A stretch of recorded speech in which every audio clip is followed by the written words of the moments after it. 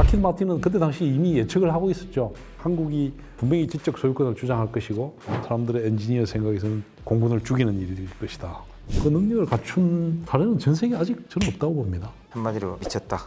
그렇죠. 그래서 우리 대한민국에서는 이 개발 전투기를 공밀레라고 하죠.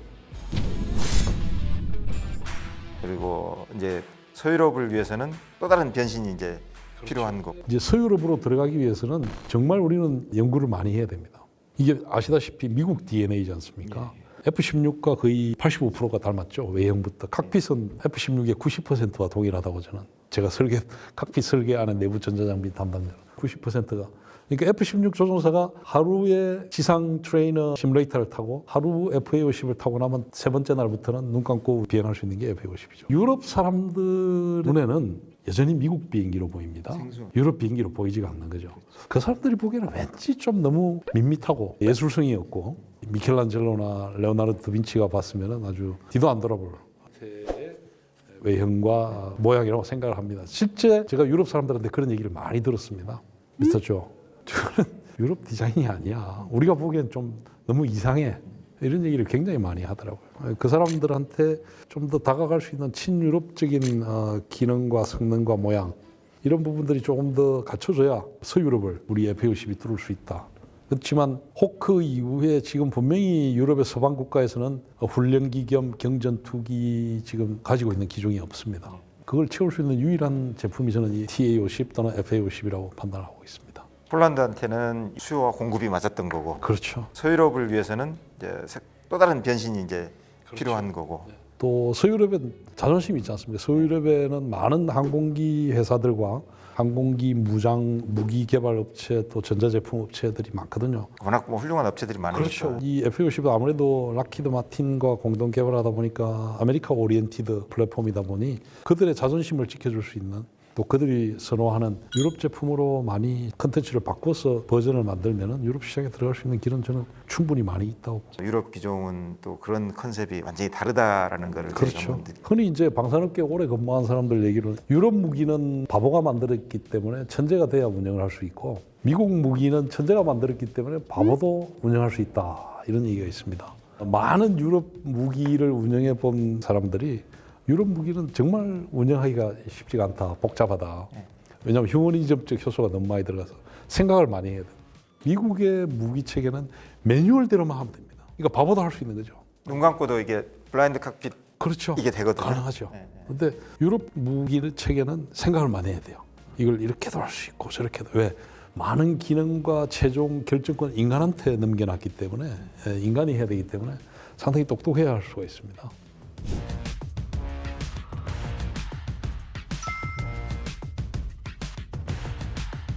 제가 봤습니다.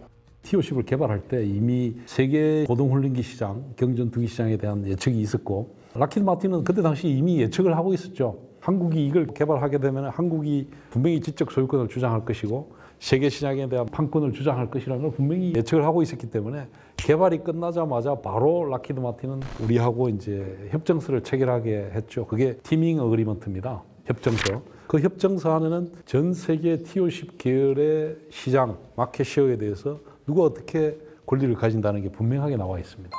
인도네시아, 태국, 필리핀 등 국가에 대해서는 대한민국이 주도권을 가지고 즉 프라임 컨트랙터가 돼서 마케팅을 할 수 있고 그다음 미국 시장, 호주 시장, UAE 여기에 대해서는 락히드 마틴이 프라임 컨트랙터가 돼서 T-50에 마케팅을 하고 거기에 들어가는 모든 비용을 부담하게 서로 오래전부터 양자간에 그렇게 합의가 돼 있기 때문에 물론 우리 T-50 계열을 수출할 때 락히드 마틴도 많이 도와주죠. F-16과 공통점이 많이 있다라는 거를 이제 실질적으로 많이 마케팅을 도와줍니다. 락히드 마틴도 판매를 T-50 계열을 함에 따라서 가져가는 사실은 베니핏이 좀 있어요. 그런 측면에서 서로한테 도움이 되기 때문에 랜디 하워드가 얘기했던 많은 지원의 부분은 상당 부분 사실이라고 저는 말씀드릴 수 있겠습니다. 항공기 개발만 하신 줄 알았더니 우리 프로펠럿의 찐팬. 좋아요, 알림, 구독 눌러놨으니까. 좋아요, 알림, 구독.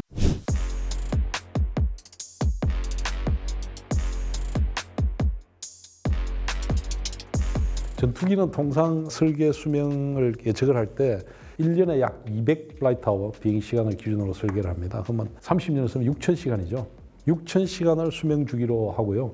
실제 기골이나 상당 부분은 거기에 조금 더 마진을 보태서 저희가 8,000시간으로 설계를 합니다. 6,000시간에서 8,000시간. 근데 6,000시간이나 8,000시간 설계를 했다고 해서 그냥 무작정 쓰는 건 아니죠. 중간에 분명히 점검을 해야 되죠. 우리 자동차도 정기 검사를 받지 않습니까? 항공기 전투기는 특히 더 그렇죠. 어떤 기동을 했느냐, 조종사가 어떤 임무를 했느냐, 어떤 환경에서 이 항공기가 보존이 되고 정비가 됐냐에 따라서 30년 수명 주기의 절반 정도가 되면은 중간 성능기랑 미드라이프 업그레이드라는 걸 대부분 합니다. 그러면 최초에 전개가 됐고 배치가 되었던 T-50은 이미 이제 미드라이프 업그레이드를 진행할 때가 됐기 때문에 공군에서도 그 부분은 현재 지금 모두 성능기랑 소요를 계획을 하고 있고요. 합참으로 소요를 이제 곧 넘길 거로 예상을 하고 있습니다. 그게 또 되면은 방위사업청으로 사업이 넘어갈 거고, 그거는 분명히 해야 되고, 그렇지 않으면은 더 이상 운영을 할 수 없는 상황이 되는 거죠. 서비스 라이프 업그레이드 어널리시스라고 해서 그 프로그램을 운영을 돌려서 이 기구를 앞으로 몇 년 쓸 수 있는지, 어느 정도 보강을 해야 되는지, 그 다음에 단종된 제품은 몇 개가 있는지, 그 단종된 제품을 앞으로 20년간 더 쓰기 위해서 어떤 제품을 교체를 해야 될지를 분석을 한 다음에 미드라이프 업그레이드, MLU라고 하죠. 그 사업은 곧 진행이 될 겁니다. 자동차는 고장이 나면 부품을 바꾸잖아요. 전투기는 고장 나기 전에 중간중간 점검하면서 계속 이제 바꿔주기 때문에 항상 최적의 상태를 유지를 해야 되는 게 이제 기본 목표인 거고. 제가 육해 공군 사업을 다 해봤기 때문에 그 차이는 분명히 제가 안고 살아갑니다. 육군은 고장이 나면 땅 위에 서 있을 수 있어요. 해군은 바다에 떠 있지만 고장이 나면 그래도 며칠 버티면서 수리를 할 수가 있습니다. 배 안에는 수리 기구와 도구와 부품들이 대부분 들어있기 때문에 전투기는 공중에서 수리를 하면서 쓸 수가 없죠. 그래서 전투기는 주요 부품들과 소프트웨어는 고장률이 10의 -9성 또는 10의 -12성의 고장 확률을 가져야 됩니다. 그렇지 않으면 이 신뢰성을 보장할 수가 없는 거죠. 엔지니어이기 때문에 10의 -9승, 10의 -12승 분의 1을 하지만 감이 안 잡히는 거예요. 너무 머리 아프게 계산하지 마시고 아무튼 거의 일어나기 힘든 상황을 만드는 거다. KF-X 이야기를 좀 하시고 싶은 이야기가 더 많으실 것 같아요. 많죠. 개발자 입장에서 KF-X 굉장히 좀 다른 버전이잖아요, 또. 차이가 많죠. 가장 큰 부분이 보시면 F-16과 F-22의 차이죠. 버티컬 테일이 하나 있고 이제 두 개가 있고, 그거는 이제 단발이냐 쌍발이냐. 락히드 마틴은 미국의 GE의 엔진의 릴라이빌리티를 높이면서 굳이 전투기 엔진을 두 개를 할 필요가 있겠느냐. 획기적인 생각을 하게 된 거죠. 1960년대부터. 그렇게 해서 절대 불가능하리라고 여겼던 전투기 엔진을 단발 엔진을 쓰게 됩니다. 엔지니어 생각에서는 저거는 공군을 죽이는 일일 것이다. 아직도 그렇죠. 많은 전투기 조종사들이 독파이트 하기 위해서는 엔진이 하나가 나가더라도 내가 조종을 할 수 있어야지. 그런 차이기 때문에 일단 운영 개념에서 가장 큰 차이가 이제 단발이냐 쌍발이냐.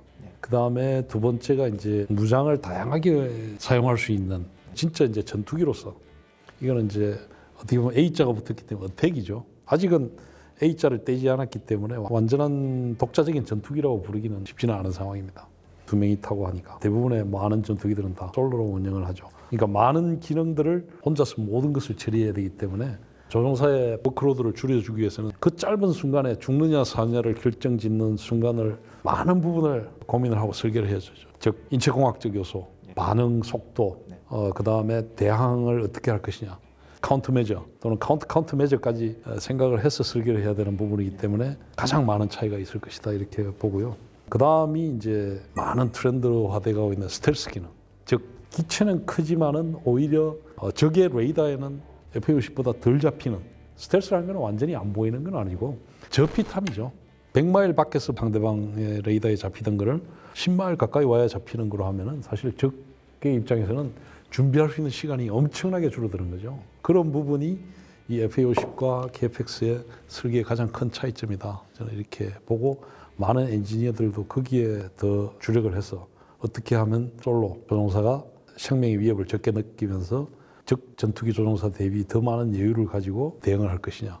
거기에 관점을 두고 설계를 하는 게 굉장히 중요한 포인트고 차이점이라고 그렇게 보고 있습니다. 요구는 굉장히 많았고 그다음에 해결해야 될 문제 또한 많았고 이 쌍발로 가면서 계통의 복잡성은 2배가 아니고 승수로 가야 되죠. 그렇죠. 레벨업 봐야죠. 거기에서 상호 리액션하면서 일어나는 미케니컬하게 고려해야 될 설계 요소가 4배로 늘어나는 거죠. 2대 엔진을 운영할 때 두 대 엔진 중에 왼쪽 엔진이 나왔을 때 오른쪽 엔진이 나왔을 때 시메트릭이냐 어시메트릭이냐, 그 다음에 파워의 방향이나 비행 조종 계통, 그 다음에 항공기 자체 에어로다이나믹적으로 미치는 특징, 그거를 비행 조종 컴퓨터에 어떻게 반영할 것이냐부터 시작해서 정말 잠 못 자고 고민해야 될 엔지니어링 요소가 2의 2승이 아닌가, 그렇게 생각합니다. 저는 2의 2승이라기보다는 2의 한 20승 정도 되리라고 생각을 합니다. F-50 개발할 때도 롱마에 약간 도움도 있긴 있었지만, 이거는 롱마의 도움이 T-50 때하고는 다른 거고, 국산화율을 높이기 위한, 우리 이름으로 이제 수출하기 위한 전혀 다른 차원으로 저는 접근을 했다고 보고요. 저야 군에서 우리 이런 거 만들어 주세요 하고 요구만 했던 거지만, 개발하는 입장에서는 정말 많은 부담을 가지셨을 것 같아요. 이제 KF-21 같은 경우는 F-50하고 달리 단좌기와 복좌기를 동시에 개발해야 된다는 거. 이게 굉장히 힘들죠. KF-21 단좌기를 개발할 때 가장 심플했던 게, F-50보다 수월했던 게 전후방석의 조종사가 2명이서 타서 어떤 기기를 동시에 조작한다. 어떤 조종에 대한 권한을 누가 더 우선권을 가지고, 프라이어리티라고 하죠.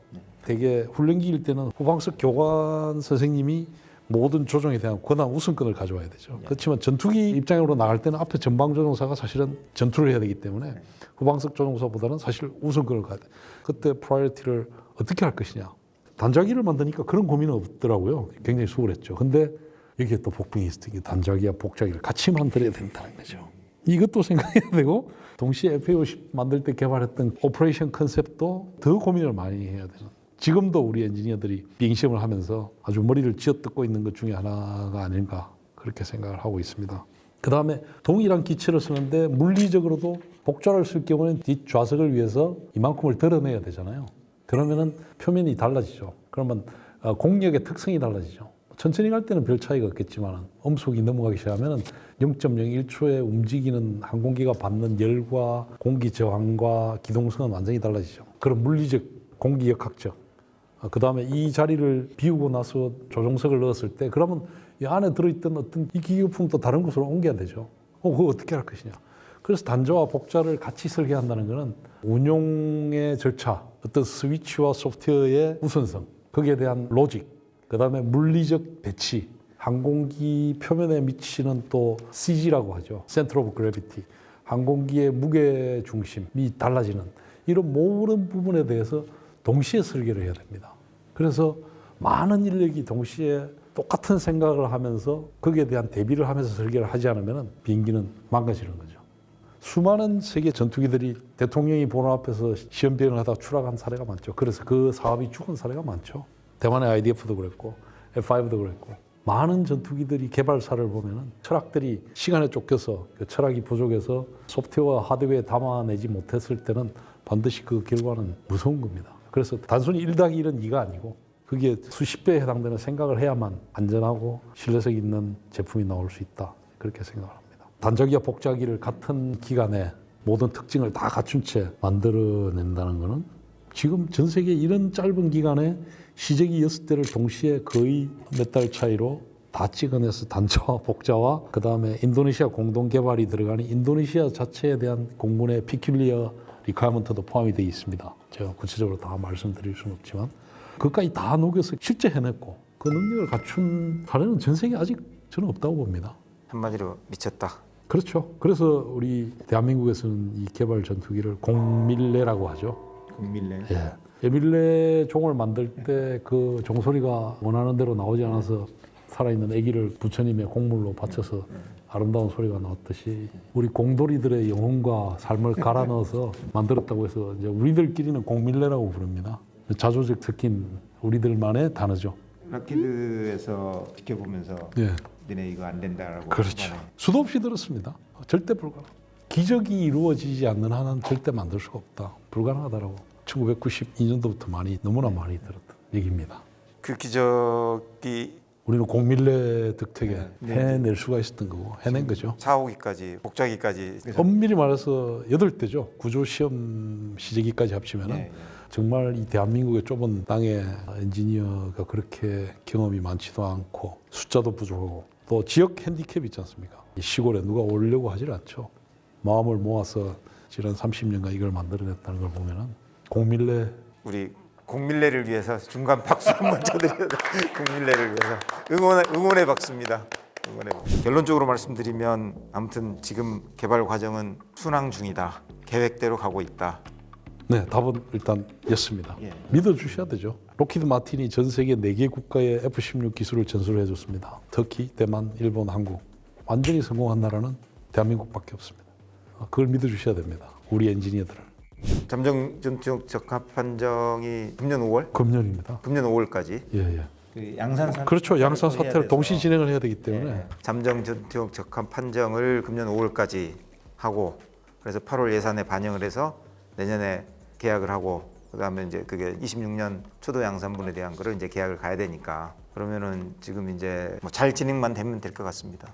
잘 진행되는 것도 진행이지만 기본적으로 짜여진 비행시험 계획이 있죠. 시험평가 TN이라고 하죠. Test and Evaluation 과정은 반드시 거쳐야 되는 거고 그 과정을 생략하거나 뛰어넘을 수는 절대 없습니다. 그거는 자멸의 길이죠. 그거는 뭐 전혀 고려치 않은 거고요. 일정상으로 예산을 반영해야 되는 일정상으로 해서 이제 금년 5월까지 잠정 전투용 적합 판정을 받을 수 있도록 이제 여러 가지 행정적인 조치를 취하는 거고 시험 비행에 대해서는 2천여회가 넘는 그 시험 비행 과정은 오히려 기간이 늘어났으면 늘어났지 줄지는 않을 거잖아요. 그렇죠. 이게 유효 소티가 됐을 때 다음으로 넘어갈 수 있는 거고. 그 중에서도 뭐 토탈 소티는 2,000 소티지만은 이 잠정 전투용 적합 판정을 받는 소티는 또 다른 소티가 정해져 있기. 왜냐하면 TNE 과정을 반드시 거쳐서 잠정 전투용 적합 판정을 받고 사타를 넘어가고 양산 계약을 하기 위한 절차는 방위사업 절차에 정확하게 정의되어 있으니까 또 합참에서도 잠정 전투용 적합 판정을 내리기 위해서 필수적으로 들어가야 되는 TNE 포인트가 있으니까 그 포인트는 반드시 다 테스트를 해야 되고 또 통과가 돼야 되고 적합 판정을 받아야 되죠. 이제 그게 결국은 일정의 압박인데 초도에는 이제 이게 하나하나 가야 되지만 나중에는 또 저희가 베이스 두 군데 이상 해서 이제 또 그렇죠. 이제 시제기가 비행 시제가 6대인데 6대를 가지고 어떻게 각 테스트 포인트를 몇 호기에 할당을 해서 효율적으로 동시에 시험 비행을 할 것이냐. 그 다음에 또 하나가 도와야 되는 게 바로 조종사의 건강 상태죠.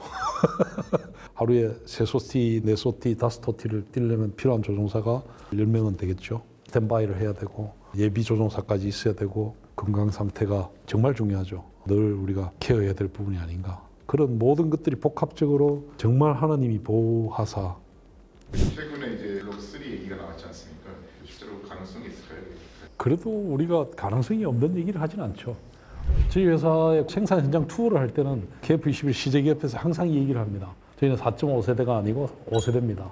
내년에 최초로 우리가 들어갈 게 전자전기 사업이 24년에 이제 갈 예정입니다. 만약에 항공모함이 F-35B로 가게 되면은 미국은 우리한테 이렇게 얘기하죠. 자, 너희가 설계하고자 하는 항모의 모든 재원을 다 주라. 그걸 우리가 해야 되나요?